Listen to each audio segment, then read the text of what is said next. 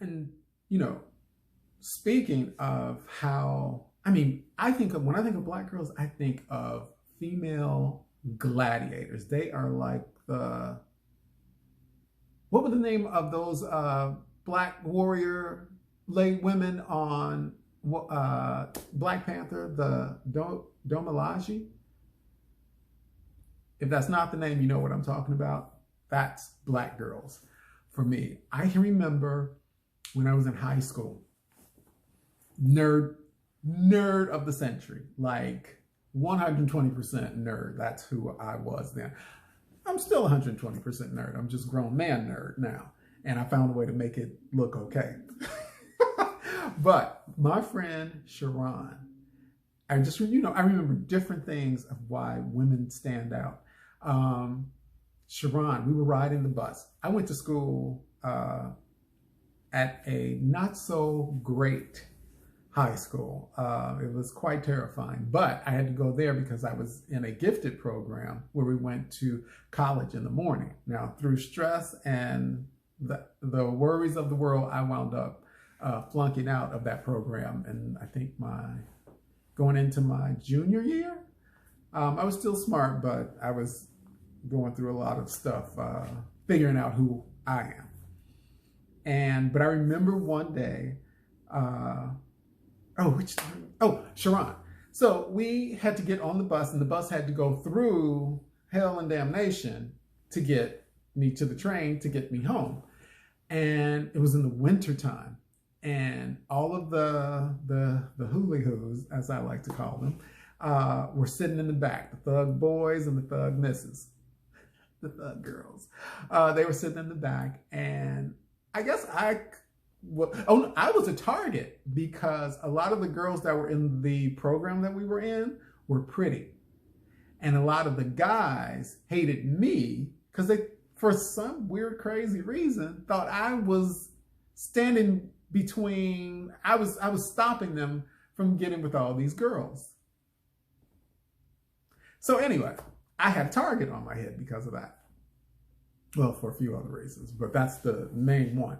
So I'm riding with Sharon, and I'm hypersensitive to my surroundings.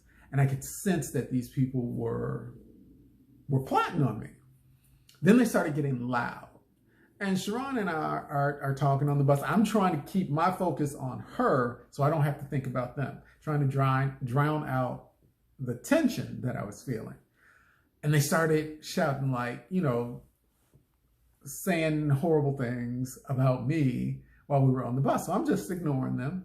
And I'm still talking to Sharon. And she's like, she's probably trying to, you know, calm me down. Like, it's okay. You know, we're getting where we're going. Well, these fools made a fatal mistake. They threw somebody had brought a snowball onto the bus. And in trying to hit me with the snowball, I was talking to Sharon and I saw it come to her head in slow motion and explode on the back of her head. There were like 7, when I say hooly-hoos, I mean gun-toting thugs were in the back of the bus. And, you know, all the ones who didn't throw were like, oh, man, you hit her. Oh, you stupid. Why did you hit her? You know, but they were laughing and joking. So Sharon goes, she starts, you know, pulling herself together. And I'm thinking, please, in my head, don't go back there. You don't even, no, I'm thinking, don't say anything to them because then we both gonna have to fight and they're gonna kill us. That's all I could think. And she's like, move out of the way. No, she said, excuse me. And I'm like, Sharon, you can't go back there. You can't go back there. Just stay. It'll be, you know, just don't. And she said, get out of my way. And I'm like, oh my God. I move out of the way. She goes back there. I dare not turn around because then I know it's on.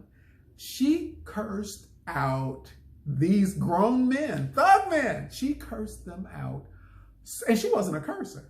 So badly, she terrified them. And she told them that, at first she was like, who did it? Somebody better tell me who did it because I will F you all up.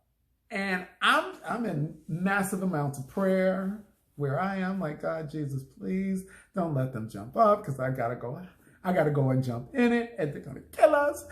And nobody said anything. You could have heard a pin drop. She let them know that if anything like that ever happened again, she knew not only was she going to beat them up, but she knew some other people that were going to come and get them too. She came, sat back with me. She was hot. But they never did anything. I was blown away. What was another one? My old locker mate, Latrice Hibbler.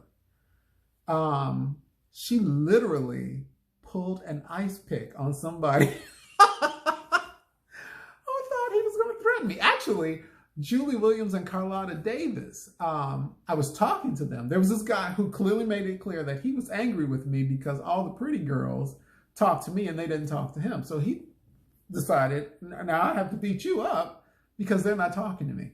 So I was standing outside of the lunchroom and Julie Williams and Carlotta pushed me through the door, closed the door, and let him have it. Carlotta had a mouth as bad as my mother. She cursed that boy out from top to bottom, side, up and down. And then as he was walking with them, they were walking behind me, he was walking behind them to our lockers.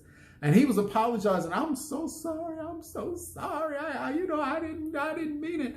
And he came across my locker mate because she's like, what's going on? I told her what's going on. No, actually, Carlotta, still cursing him out, told her what was going on. She got an ice pick from nowhere and told him that if he ever thought about bothering me again, she would kill him.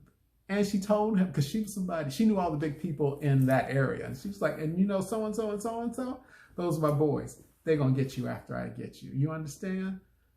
And then she made him apologize to me. Black girls are gladiators. I love them. I do.